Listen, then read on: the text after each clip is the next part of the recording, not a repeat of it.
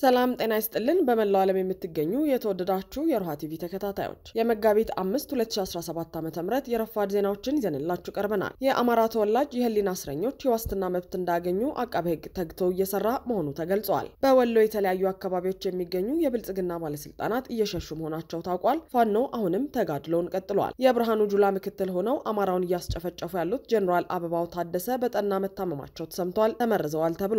የትግራይና የኤርትራ ፖለቲከኞች እርስ በርስ መወነጃጀላቸውን እንደቀጠሉ ነው። ጦሩ እንቅስቃሴ ጀምሯል። ጌታቸው ከአዲስ አበባ የህዋት ሰዎችና የጦር መሪዎች ከመቀሌ የሻቢያ ሰዎች ከኤርትራ ቃላት እየተወራወሩ ነው። ታደሰ ወረደና ብርሃኑ ጁላ ተገናኝተዋል። ዝርዝራለን። ፑቲን ከዩክሬን ጋር ለሚደረግ የተኩስ አቁም ከበድ ያሉ ቅድመ ሁኔታዎችን አስቀምጠዋል። አድማጭ ተመልካቾቻችን አብራችሁ ልትቆዩ ከፈቀዳችሁ እነዚህ መረጃዎች በዝርዝር የምናሰማችሁ ይሆናል። የሮሃ ቲቪ ወቅታዊና ሐቀኛ መረጃዎች እንዲደርሷችሁ ቻናሉን ሰብስክራይብ፣ ላይክ እና ሼር በማድረግ አሁኑኑ ቤተሰብ ይሁኑ። ታላቅ የሰብአዊ ድጋፍ መድረክ በዲኤምቪ ኤፕሪል 5 2025 ማንነቱ መገደያው አበርክቶ መሳደጃው የሆነው የአማራ ህዝብ ታሪክ ይቀር የማይለው ግፍ እየተፈጸመበት ነው። ይህ ግፍም ህይወትና ንብረቱን እያሳጣው ነው። ታዲያ ቤቱ ለነደደው የአማራ አርሶ አደር፣ አስኳላ ቤቱን ላጣው ተማሪ፣ ጦር ለታወጀበት ሀገር ሰሪ የወገን እጅ አያጥርም። ትናንት አርሶ ያበላን ገበሬ ሰብሉ በከባድ መሳሪያ ወድሟልና ዛሬን እንዲሻገር የእኛን ድጋፍ ይፈልጋል። በመሆኑም በዋሽንግተን ዲሲና አካባቢው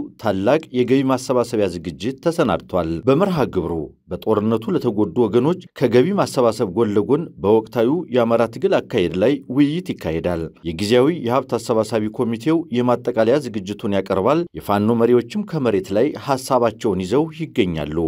ኑ በአማራ ጉዳይ የተወያየን ወገኖቻችንን እንደግፍ። ኤፕሪል 5 2025 በዲኤምቪ የአማራ ተወላጅ የህሊና እስረኞች የዋስትና መብት እንዳገኙ አቃቤ ህግ ተግቶ እየሰራ መሆኑ ተገለጸ። በተለያዩ መዝገቦች የሽብር ክስ የተመሰረተባቸው የአማራ ተወላጅ የሆኑ የህሊናና የፖለቲካ እስረኞች ትናንት መጋቢት 4 2017 ዓ.ም በፌዴራል ከፍተኛ ፍርድ ቤት ልደታ ምድብ ችሎት ቀርበዋል። በፌዴራል ከፍተኛ ፍርድ ቤት ልደታ ምድብ ችሎት መጋቢት 4 2017 ከቀረቡ ተከሳሾች መካከል በእነ ተመስገን ጌትነት መዝገብ 12 ሰዎች፣ በእነ ቴዎድሮስ ጣምራይ መዝገብ 23 ሰዎች፣ በእነ ወርቁ ገብሬ ብዬ መዝገብ 3 ሰዎች፣ በማይክ መላክ መዝገብ 1 ሰውና በእነ ዶክተር ቴዎድሮስ ኃይለማርያም መዝገብ 5 ሰዎች ናቸው። በእነ ተመስገን ጌትነት መዝገብ የተቀጠረው ከመጋቢት 2 2017 ጀምሮ የአቃቤ ህግ ምስክሮችን የመስማት ሂደት እንዲቀጥል በሚል ነበር። መጋቢት 4 2017 በነበረው የችሎት ውሎ በዕለቱ አቃቤ ህግ ወይዘሮ ብሩክታይት ታደሰ የተባለች ምስክሩን በተከሳሽ በሰይፈ ወንሸት ላይ ያስመሰከረ ሲሆን ሌሎች ምስክሮች ለመጋቢት 5 ቀጠሮ ተይዞላቸዋል። በእነ ቴዎድሮስ ጣምራይ መዝገብ የምስክር ሂደቱ ባለመጠናቀቁ ለ9ኛ ቀን እንዲቀጥል ለመጋቢት 5 2017 ተቀጥሯል። በእነ ወርቁ ገብሬ አብዬ መዝገብም የዋስትና ክርክር ይደረግበታል በሚል ለመጋቢት 12 2017 ተቀጥሯል። የማይክ መላክ የችሎት ውሎ የዋስትና ክርክር ተደርጎበታል። ፍርድ ቤቱም በከሳሽና በተከሳሽ መካከል የተደረገውን የዋስትና ክርክር መርምሮ ብይን ለመስጠት በሚል ለመጋቢት 23 2017 ቀጠሮ ይዟል። በተጨማሪም የመከላከያ ምስክርን ሂደት ለማስጀመርም ለሚያዝያ 27 2017 ቀጠሮ ተይዟል። በእነ ዶክተር ቴዎድሮስ ኃይለማርያም መዝገብ ክሱ እንዳይሻሻል በተደረገበት ከአምስተኛ ተከሳሽ የአሮን ትርፌ በስተቀር በዕለቱ በከሳሽና በመዝገብ ቁጥር ከአንደኛ እስከ 4ኛ ባሉ ተከሳሾች መካከል የዋስትና ክርክር ተደርገዋል። የዋስትና ክርክሩን በተመለከተ በከሳሽና በተከሳሾች በኩል የተለያዩ ጉዳዮች ተነስተዋል። በአቃቤ ህጎች በኩል ተከሳሾች ዋስትና እንዲከለከሉ ችሎቱን ስለሚያምኑበት ቢወጡ ተመልሰው አይመጡም፣ ፋኖን ሄደው ይቀላቀላሉ፣ ፋኖን ሰነድ አዘጋጅተው መምራት ይጀምራሉ። በተለይም በሶስተኛ ተከሳሽ በአቶ እስክንድር ሽፈራው ላይ በልዩ ሁኔታ ቀደም ሲል የከፍተኛ የመንግስት ባለስልጣናትን በማማከር ስራ ይሰራ ስለነበር የመንግስትን ፖሊሲና ስትራቴጂካዊ እቅዶችን በመለየትና በማወቅ የሽብር ቡድኑን በመምራትና በማገዝ ችግሩን ይበልጥ ሊያባብስ ይችላልና በዋስ ሊወጣ አይገባም የሚል የመከራከሪያ ነጥብም በአቃቤ ህግ በኩል ተነስቷል። በዚህም አቶ እስክንድር ሽፈራው ለአገዛዙ ራስ ምታት መሆኑ ተጠቁሟል። አቶ እስክንድር ሽፈራውም አገዛዙ አማራ ክልል ሰላም ነው እያለ ባለበት፣ ባለስልጣናት በሰላም ገብተን ወጣን ባሉበት፣ ህዝባዊና ሃይማኖታዊ በዓላት በሰላም ተከበሩ በተባለበት ሁኔታ እኛን አስሮ ለማቆየት ሲሆን ክልሉ ሰላም ስላልሆነ ዋስትና እንዳያገኙ ማለት አያስኬድም ብሏል። በመጨረሻም ፍርድ ቤቱ ጉዳዩን መርምሮ ብይን ለመስጠት በሚል ለመጋቢት 18 2017 ቀጠሮ ሰጥቷል። በወሎ የተለያዩ አካባቢዎች የሚገኙ የብልጽግና ባለስልጣናት እየሸሹ መሆናቸው ተገለጸ። የአማራ ፋኖ በወሎ ቤተ አማራ ከሰሞኑ እያካሄደው ባለው ከበድ ያለ ውጊያ በርካታ አካባቢዎችን የያዘና በአገዛዙ ጦር ላይም ድል እየተቀናጀ መሆኑ ታውቋል። ስሪንቃ ከተማ እርሻ ልማት ካምፑን እንደ ወታደራዊ ማዘዣ ሲገለገሉበት የነበሩት የአገዛዙ ወታደሮች ከትናንት በስቲያ እኩለ ቀን ገደማ ላይ በተፈጸመባቸው ጥቃት ሙትና ቁስለኛቸውን ሳያነሱ ወደ መርሳና ገንቦበር መሸሻቸው ይታወቃል። ሂራና ወረባቦ፣ ቃሊም፣ ሲልኮ፣ ገንፎ ጨፌ፣ ውርጌሳ በፋኖ ቁጥጥር ስር ገብተዋል። ስሪንቃን ጨምሮ ሰንቦና በዙሪያው የሚገኙ አካባቢዎች በአሁኑ ሰዓት በፋኖ እየተዳደሩ ይገኛሉ ተብሏል። በዚህ ምክንያት አንዳንድ የሰሜን ወሎ ዞን አመራሮችም ወደ ሐራ ሽሽት መጀመራቸውን መረብ ሚዲያ ዘግቧል። ሐራ ከተማ በሰሜን ወሎ ዞን ከሚገኙ ታዳጊ ከተሞች አንዷ ስትሆን ከዞኑ መቀመጫ ወልዲያ ከተማ በ25 ኪሎ ሜትር ርቀት ላይ ትገኛለች። የሰሜን ወሎ ዞንና የወልዲያ ከተማ እንዲሁም የራያ ቆቦ ወረዳ አመራሮች በአካባቢያቸው ፋኖ ጥቃት ሲከፍት ሸሽተው የሚደበቁባት ከተማ መሆኗም ይታወቃል። አመራሮቹ በተደጋጋሚ ወደ ሐራ ፈጥነው የሚሸሹት በአፋር አድርጎ ወደ አዲስ አበባ ለመግባት እንዲያመቻቻቸው መሆኑም ተመላክቷል።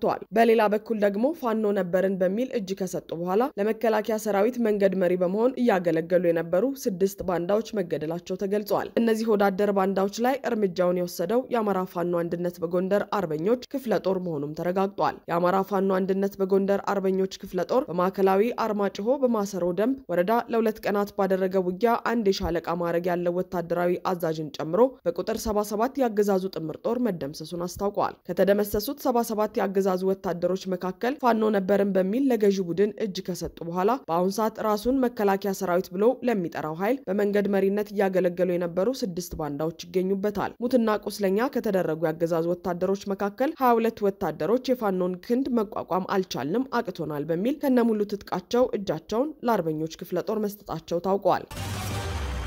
የብርሃኑ ጁላ ምክትል ሆነው አማራውን እያስጨፈጨፉ ያሉት ጀነራል አበባው ታደሰ በጠና መታመማቸው ተሰማ። የጦር ኃይሎች ምክትል ጠቅላይ ኢታማዦር ሹም ጀነራል አበባው ታደሰ በብርቱ ህመም ላይ መሆናቸውን ወታደራዊ ምንጮች ነግረውኛል ሲል ኢትዮ 251 ሚዲያ ዘግቧል። በጡረታ ተሰናብተው የትግራይን ጦርነት ተከትሎ ተመለሱትና የሙሉ ጀነራልነት ማዕረግ የተሰጣቸው አበባው ታደሰ በአማራ ክልል የታወጀውን ጦርነት ላለፉት 18 ወራት እየመሩ ህዝባቸውን ሲያስጨርሱ ነበር። ከሳምንታት በፊት የብልጽግናው ሰው በጠቅላይ ሚኒስትር ጽፈት ቤት ለጀነራሎች የቀጣይ ጦርነት ትዕዛዝ ሰጥተው በወዳጅነት ፓርክ ወግ ሲያደርጉ ከጎናቸው አድርገዋቸው ከታዩ በኋላ በጠና ህመም ላይ የሚገኙ ሲሆን የህመማቸው መንስኤው የምግብ መመረዝ እንደሆነ ምንጮቼ ነግረውኛል ይላል የኢትዮ 251 ሚዲያ ዘገባ። ከምርኮኛቸው ፊልድ ማርሻል ብርሃኑ ጁላ ጋር በብዙ እንደማይስማሙ ውስጥ አዋቂ ምንጮች የሚገልጹት ፊልድ ማርሻሉ የባዴን ብልጽግና አመራሮችና የአማራ ተወላጅ ጀነራሎች ሰብስበው ከፋኖ ጋር ትስስር ስላላችሁ ነው እስካሁን ማሸነፍ ያልቻልነው። የኦሮሞ አመራርና ጀነራሎች ሸኔን ወደ ስምምነት አምጥተው በአማራ በኩል ያላችሁት ግን ቁርጠኝነት የላቸውም ካሉበት የጠቅላይ መምሪያው ስብሰባ በኋላ መካረራቸው ከፍ ብሎ እንደነበርም ዘገባው ጠቅሷል። ጀነራል አበባው ወደ ጊዜያዊ ማዘዣቸው የጎንደሩ ጎሃ ሆቴል ተመልሰው ብዙም ሳይቆዩ በመታመማቸው ምክንያት በከፍተኛ የሕክምና ክትትል ላይ ይገኛሉ ተብሏል። ለወትሮ ወደ አማራ ክልል የሚመላለሱ አመራሮችን በመቀበል የሚታወቁት ጀነራል አበባው ታደሰ ምክትል ጠቅላይ ሚኒስትሩን ከቀናት በፊት ሳይቀበሏቸው ቀርተዋል። በተደጋጋሚም አልታዩም ሲሉ የኢትዮ 251 ሚዲያ ወታደራዊ ምንጮች መናገራቸውን በዘገባው ተመላክቷል። የትግራይና የኤርትራ ፖለቲከኞች እርስ በርስ መወነጃጀላቸውን እንደቀጠሉ ነው። የህወሓት ጦር መሪ የሆኑት ጀነራል ታደሰ ወረደ ከአገዛዙ ጦር መሪ ብርሃኑ ጁላ ጋር ትናንት ከሰዓት መገናኘታቸውን ምንጮች ጠቁመዋል። በትግራይ ውጥረት መንገሱንና ጌታቸው ረዳ ክልሉን ጥለው መሸሻቸውን ተከትሎ ነው ጀነራል ታደሰ ወረደ ለውይይት ወደ አዲስ አበባ የመጡት። በዚህም ብርሃኑ ጁላን ያገኙ ሲሆን ስለምን እንዳወሩ ግን የተገለጸ ነገር የለም። ሆኖም በቀጣይ ቀናት አብይ አህመድ ጀነራል ታደሰና ጌታቸው ረዳን ጨምሮ ሌሎች የትግራይ ባለስልጣናትን ያገኛሉ ተብሎ እየተጠበቀ ነው። በዚህ ውጥረትና መፈራራት በነገሰበት ወቅት ከታደሰ ወረደ ውጪ ያሉ የህወሓትና የጦሩ መሪዎች አብይን አምነው ወደ አዲስ አበባ ይመጣሉ ወይ የሚለው ጉዳይም እያነጋገረ ነው። በተመሳሳይ የትግራይ ሰላምና ጸጥታ ሴክሬታሪያት ጌታቸው ረዳ የፌዴራል መንግስቱ ጣልቃ እንዲገባ ያቀረቡትን ጥያቄ ኮንኗል። የውጭ አካላት ለትግራይ ፖለቲካ መፍትሄ የሚያመጡ ሳይሆኑ የሚያባብሱ ናቸው ሲልም ወቅሰዋል። ተቋሙ ያጋጠመን ችግር በራሳችን የሚፈታ ሆኖ ሳለ የፌዴራል መንግስቱን መጋበዝ ግን አሳፋሪ ነው ሲል ገልጾታል። በሌላ በኩል ደግሞ አቶ ጌታቸው ረዳ በትግራይ ውስጥ ከሚፈጠር ትርምስ እናተርፋለን የሚሉ አካላት አሉ። ከዚህ መካከል አንዱ የኤርትራ መንግስት እንደሆነ አውቃለሁ ብለዋል። በተወሰነ ደረጃ እዚህ ትርምስ ውስጥ እንድንገባ በማድረግ ረገድ የኤርትራ መንግስት ለመጠቀም እንቅስቃሴ የሚያደርጉ አካላት እንዳሉ አውቃለሁ የሚሉት ጌታቸው ረዳ የኤርትራ መንግስት ፖለቲካችንን ከማመስ አንጻር አስተዋጽኦ ብቻ ሳይሆን በተግባር ክልላችንን የጦርነት ቀጠና ለማድረግ ያለው እድል እየሰፋ የመጣበት ሁኔታ ነው ያለው ብለዋል። ክልሉ በፍጹም ጦርነት ማስተናገድ አይችልም። የክልሉ ወጣት ለእንደዚህ አይነቱ ርካሽ ተግባር ዝግጁ አይደለም። በእርግጠኝነት መናገር የሚችለው የትግራይ ወጣት ሊዋጋ የሚችለው በሌላ አካል ጦርነት ከታወጀ ብቻ ነው ሲሉም ገልጸዋል። ከዚህ ውጪ የገሌን ወንበር ለማዳን ብሎ መስዋዕት የሚሆን ወጣት የለም ብለዋል አቶ ጌታቸው። ይህንን የአቶ ጌታቸውን ቀጥተኛ ወቀሳ አስመልክቶ ምላሽ የሰጠው የኤርትራ መንግስት ኤርትራ የፕሪቶሪያውን የሰላም ስምምነት የማፍረስ ምንም ፍላጎት የላትም ብላለች። የኤርትራው የማስታወቂያ ሚኒስትር የማነ ገብረ መስቀል የኤርትራ ጦር በኢትዮጵያ ትግራይ ክልል አለ የሚለውና ተደጋጋሚ ሆነ በተወሰኑ አካላት የሚነሳው እንጀላ ፍጹም ሐሰትና ግጭት ለመቀስቀስ ምክንያት ለመፍጠር ነው። የኤርትራ ወታደሮች ሙሉ በሙሉ በሉዓላዊ ግዛታቸው ውስጥ ተሰማርተው ይገኛሉ ሲሉ ገልጸዋል። ሚኒስትሩ አክለው ከዚህ ቀደም በብዙ አጋጣሚዎች በማያሻማ መልኩ እንደተገለጸው ኤርትራ የፕሪቶሪያን የሰላም ስምምነት ለማፍረስ ምንም ፍላጎት የላትም። በመሰረቱም ስምምነቱ የኢትዮጵያ የውስጥ ጉዳይ ነው ብለዋል። ተመሳሳይ ኤርትራ በህዋት የፖለቲካ አንጃዎች ውስጥ የተፈጠረውን የውስጥ ሽኩቻ የማባባስ ፍላጎት የላትም። ይህም በትግራይ ህዝብ ላይ አላስፈላጊና ሊወገድ የማይችል ስቃይ ያስከትላል ብለዋል። በቀይ ባህር ዙሪያ የተለያዩ የኢትዮጵያ የፖለቲካ ኃይሎች ሌት ተቀን የሚያወጡት የማያቋርጥ ግጭት ቀስቃሽ መግለጫዎች አላስፈላጊ ውጥረቱ አባባሽ ምክንያት ሆነው ቀጥለዋል ያሉ ሲሆን ይህ ያለምንም ማወላወል በጠንካራ ሁኔታ መወገዝ አለበት ሲሉም የኤርትራው የማስታወቂያ ሚኒስትር አቶ የማነ ገብረ መስቀል በማህበራዊ ትስስር ገጻቸው ባጋሩት መልእክት አስታውቀዋል። ሆኖም ኤርትራና በብልጽግናው አገዛዝ የምትመራው ኢትዮጵያ ጦራቸውን ወደ ድንበር አካባቢዎች እያስጠጉ መሆኑን ፎሬን ፖሊሲ ዘግበዋል። ፎሬን ፖሊሲ መጽሔት ባሰፈረው ጽሑፍ ኢትዮጵያና ኤርትራ ወደ ለየለት ጦርነት ለመግባት አሰፍስፈዋል ሲልም አስፍሯል። ፑቲን ከዩክሬን ጋር ለሚደረግ የተኩስ አቁም ከበድ ያለ ቅድመ ሁኔታዎችን አስቀመጡ። የሩሲያው ፕሬዝዳንት ቭላዲሚር ፑቲን ከዩክሬን ጋር እንዲደረስ የታቀደውን የተኩስ አቁም ሐሳብ እንደሚስማሙበት ቢገልጹም በርካታ ጥያቄዎች የጫሩ ከባድ ቅድመ ሁኔታዎችን አስቀምጠዋል። የሩሲያው ፕሬዝዳንት በጉዳዩ ዙሪያ ምላሽ የሰጡት በዚህ ሳምንት መጀመሪያ ዩክሬን ከአሜሪካ ጋር ባደረገችው ውይይት የቀረበውን የ30 ቀናት የተኩስ አቁም እቅድ መቀበሏን ተከትሎ ነው። የዩክሬኑ ፕሬዝዳንት ቮሎዲሚር ዜሌንስኪ በእቅዱ ዙሪያ ፑቲን የሰጡትን ምላሽ የማይጨበጥ ከማለት ባለፈ በሩሲያ ላይ ተጨማሪ ማዕቀብ እንዲጣል ጠይቀዋል። ይህ በእንዲህ እንዳለ አሜሪካ በሩሲያ የነዳጅ የጋዝና የባንክ ዘርፎች ላይ ተጨማሪ ማዕቀብ ጥላለች።